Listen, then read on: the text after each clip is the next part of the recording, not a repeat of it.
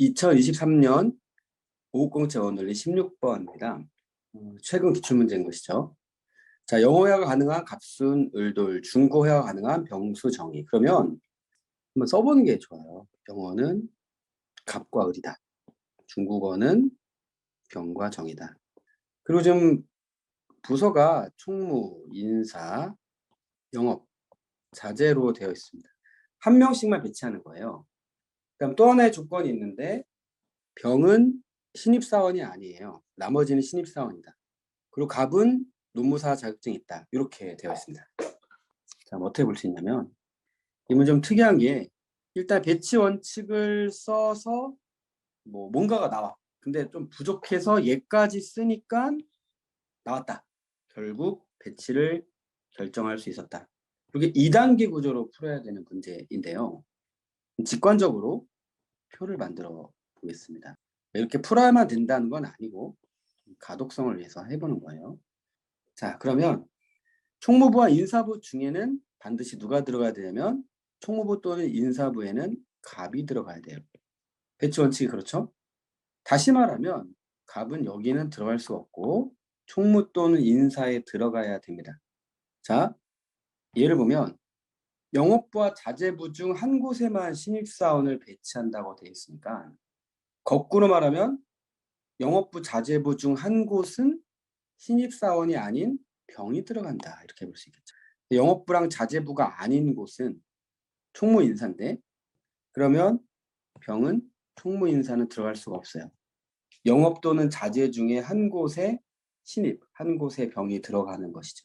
자, 그 다음에 안 써먹은 조건이 뭔지를 계속 노려봐야 되는데 제가 여러 번 누누이 강조했던 부분들이 이거를 이렇게 꼭 이렇게 보지 말고 꼭 대우로도 봐라. 이런 거는 좀 이따 얘기를 해보도록 할게요. 자, 그러면은 영업부와 자재부 중 한 곳에만 중국어 회화 가능자가 병과 정이에요. 그럼 병과 정 중에 영업부와 자재부 중 한 곳에 들어간다는 얘기죠. 영업부와 자재부 중 한 곳에 한 곳에만 들어간다는 말을 하고 있으니까 자, 그러면은 병과 정 중에 한 명이 그렇죠? 욕이 들어가거나 욕이 들어간다라는 걸 알 수가 있겠죠. 병 또는 정이 여기 들어간다는 얘기입니다. 자, 그런데 여기에서 이제 생각을 잘 못하면 좀 되게 어려워지는 면이 있어요. 조건이 뭔가 나오다 만 듯한 느낌이 확실히 좀 있단 말이에요. 그렇죠? 다시 한번 보면은 첫 번째 배치 원칙에서는 총무랑 인사 중에 갑이 들어가야 된다는 건 확실히 알 수가 있었고 그리고 두 번째 다시 보면은 영업이랑 자재 중 한 곳에만 중국어 회화 가능자가 들어간다는 말. 그럼 중국어 회화 가능자는 병과 정이니까 네, 병 또는 정이 영업부, 자재부 중에 한 곳을 들어가나 보다 생각할 수 있고 그 다음 영업부, 자재부 중 한 곳에만 신입사원을 배치한다고 했으니까 그러면 신입사원인 갑을 병 중에 그렇죠?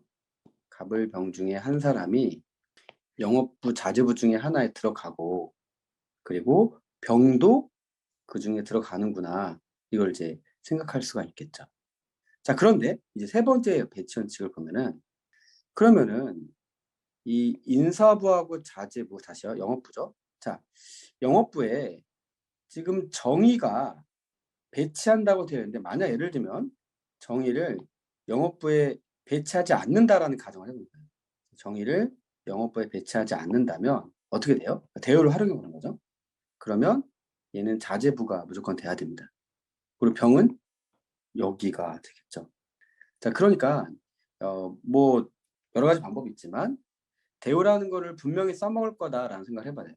이 세 번째 배치 원칙을 그냥 보면 뭔 소리지 싶거든요.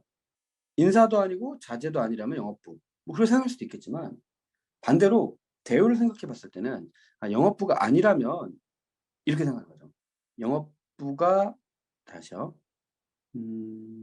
그렇죠? 영업부가 아니라면 이 문제를 처음 설명하다 보니까 조금 버벅대고 있지만 자, 얘가 영업부가 아니라면 그러면은 정은 여기가 되겠구나라는 걸 알 수가 있고 다시요. 이 얘기를 좀 다시 해볼게요.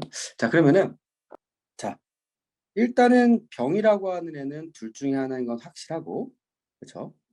그리고 그러면 이제 경우의 수로 생각해도 괜찮아요. 제가 방금 얘기한 거 조금 저기 할 수 있으니까.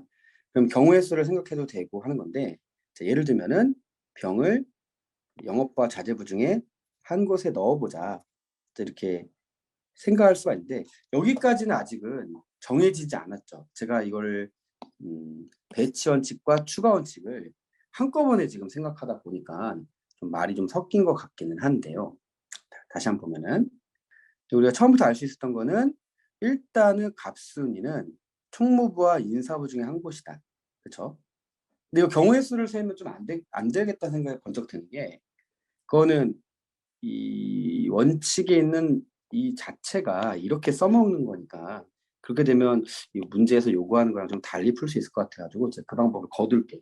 자, 그래서 다시 보면은 처음부터 보면은 이 공인노무사 자격증 갖고 있는 갑순이는 여기는 안 된다. 자, 여기 맞죠?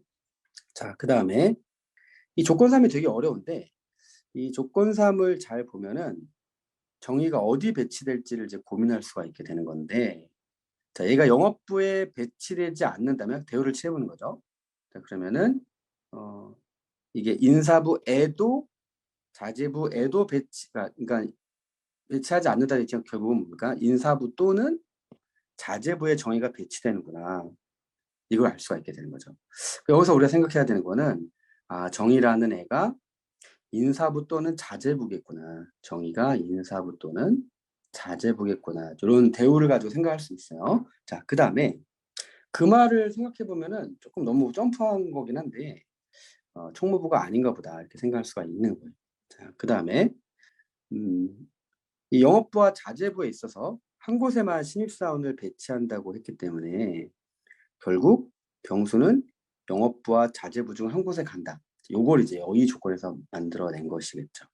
자, 그런데 여기서 이제 중요한 게 뭐냐면, 이 정의라고 하는 애가 지금 요거 중국어, 요걸 놓치면 안 되는데, 정의도 중국어 능통자이고 또 병도 중국어 능통자인데, 지금 영업부와 자재부 중에서 한 곳에만 중국어 회화 가능자 배치된다는 얘기를 하고 있기 때문에 그 말은 결국 이 병수와 함께, 그쵸? 영업부와 자재부에 갈 수 없는 애가 정의다라는 얘기를 할 수가 있는 거예요. 그래서 정의가 결국은 인사부로 갈 수 있겠구나. 그래서 이 둘 중에서 정의가 인사부가 된다는 것을 파악을 하는 게 조금 어려운 그런 과정인 것 같고요. 어딘가부터 이제 이게 정해져요. 그럼 이제 여기서 이제 다 정해졌으니까 X가 되는 거고, 그리고 여기가 이제 X이고, 지금 여기가 동그라미 됐으니까 여기도 X잖아요. 네, 그러니까 여기가 동그라미가 되고 여기도 X가 되겠죠. 자, 요 정도로 정해지는 거예요. 그래서 결국은 아직까지는 이 영업부와 자재부가 안 정해진 게 배치 원칙까지 내용입니다. 자, 그 다음에 이제 추가 원칙을 봐야 되는 게 문제의 의도였었던 거예요. 그러면 인사부와 영업부에는 같은 외국어를 넣어라. 그럼 여기에 인사부가 정의됐는데 정의 중국어니까 결국 영업에다가 병을 넣어라. 이렇게 됐네요. 그러면 이렇게 되겠죠. 그래서 이 원칙을 그대로 고수해야, 배치 원칙, 추가 원칙을 순서대로 고수를 해야 이걸 다 구할 수가 있게 되고, 자, 그랬을 때 이 문제는 결국 다 했을 때 병은 어디냐? 병은 영업이었죠. 그리고 1번, 2번도 볼 수는 있죠. 배치 원칙만으로는 을은 정해지지 않는다 그 얘기였고, 또 배치 원칙만으로 볼 수 있는 갑은 일단 총무부였다 그 얘기인데, 아무튼 정답은 보는 순간 3, 4, 5번이겠네 생각할 수 있겠죠. 자, 최종적으로 배치된 정의는 어디였냐? 정은 인사. 정답은 4번이 되는 것이고, 자, 5번 최종적 갑은 갑도 을도 총무부가 아니라고 했지만 갑이 총무부였어요. 그러니까 한번 좀 틀렸죠. 네, 그렇게 푸는 문제입니다. 네, 이게 좀 쉽지가 않은 문제여서 이도 생각으로 하는 거랑 말로 하는 게 너무 틀리네요. 어떻게 설명드려야겠다는 걸 딱 준비하고 말로 하다 보니까 말이 계속 꼬였습니다.